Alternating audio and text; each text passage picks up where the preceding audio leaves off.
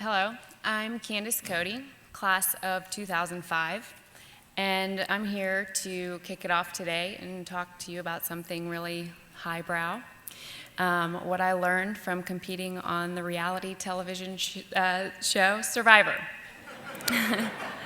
So for those of you who may not know, the premise of the show is that a group of strangers is marooned on an island or other desolate location, separated into tribes, and forced to work together to provide food, shelter, water, and fire for themselves, while competing in challenges to earn either reward or immunity from being voted out in a series of eliminations.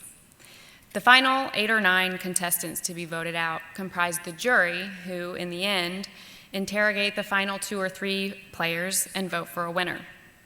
The winner is awarded a $1 million prize and title of sole survivor. So that's the show in a nutshell. I competed on the show twice and learned a few lessons along the way. The first of which is a bit of a no-brainer for everyone in this room. It says it right on the Morehead-Cain website: create an extraordinary life. And I'll tack on to that, live your dreams. Now, to give you a little background on the series originally aired in May of 2000, when I was finishing my junior year of high school. I'll paint you a picture of my obsession with the show by telling you that since that very first show, 12 years ago, no one in my family, including myself, has ever missed an episode. And we have rules in my house, like no talking during the show, only during the commercials, and our friends and other family members are discouraged from calling between the hours of 8 and 9 p.m. on Wednesday nights when the show is on. So to say that it was a long-term dream of mine to compete on the show would be an understatement.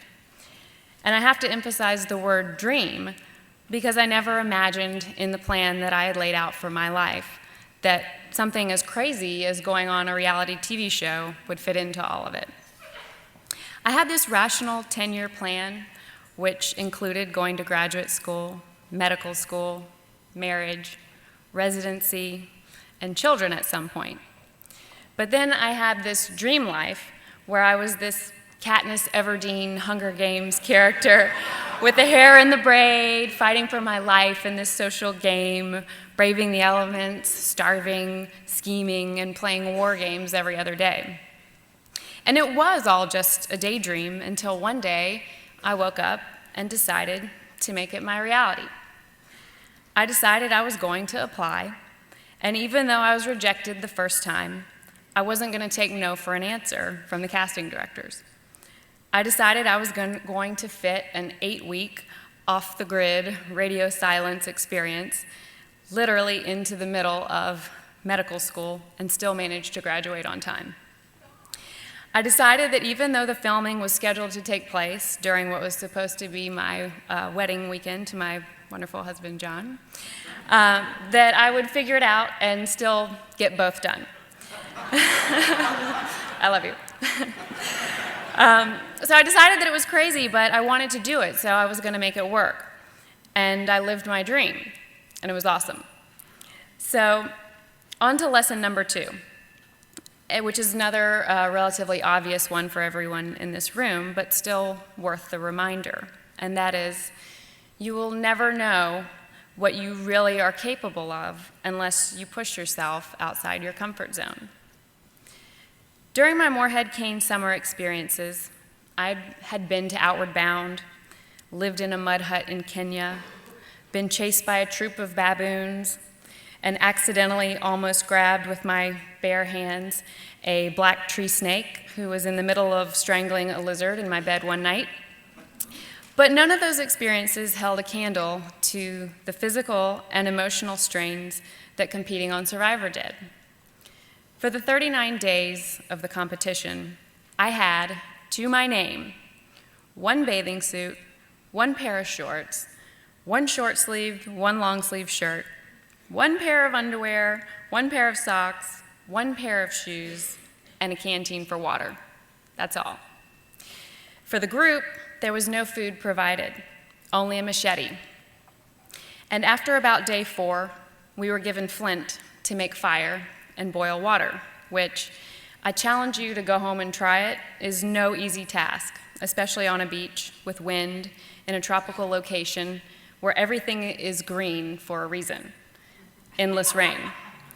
So not only is your firewood soaked, so are you, for days on end, with nothing but coconut or sea slugs to eat and little to no sleep because your shelter floor is made up of uneven, knobby slats of bamboo with a mat made of weaved palm fronds propped up as a makeshift roof that really acts as more of a sieve than a protective barrier from the endless rain. Oh, this was nothing like Outward Bound. There was no reprieve from the rain at the end of a long day, no warm sleeping bag or heavy jacket to curl up into when you're soaked and freezing, no comfy ground padding, no nice warm cooked dinner from a camping stove, and no iodine tablets to purify the water. And to top it all off, your peers are not just waiting for you to break, they're plotting your demise.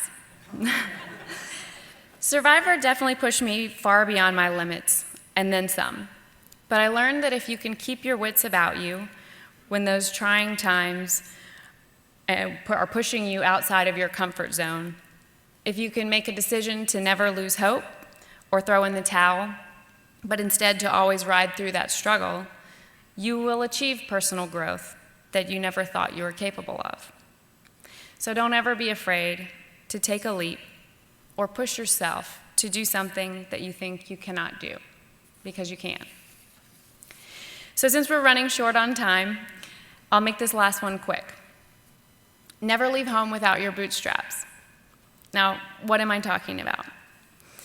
In Survivor, there's one goal, and that's to be the last one standing at the end.